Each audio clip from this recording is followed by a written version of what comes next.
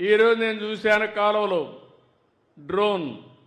ఆ డ్రోన్ పంపిస్తే అది పోయి మొత్తం ఎన్ని ప్రొక్లైన్లు పనిచేస్తున్నాయి, ఎంత పని అయింది, మొత్తం డేటా వచ్చేస్తుంది.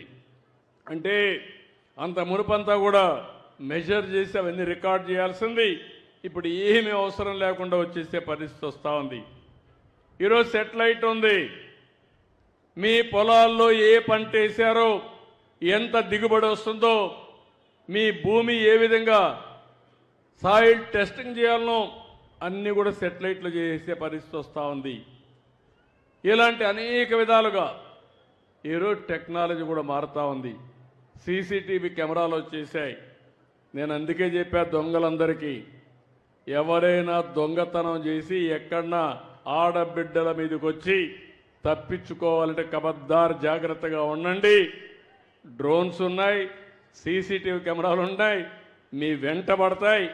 ఎక్కడున్నా పట్టుకొచ్చి నడి రోడ్డు మీద నిలబెట్టి పని చేసే బాధ్యత నాదని మరొకసారి మీకు హామీ ఇస్తున్నా.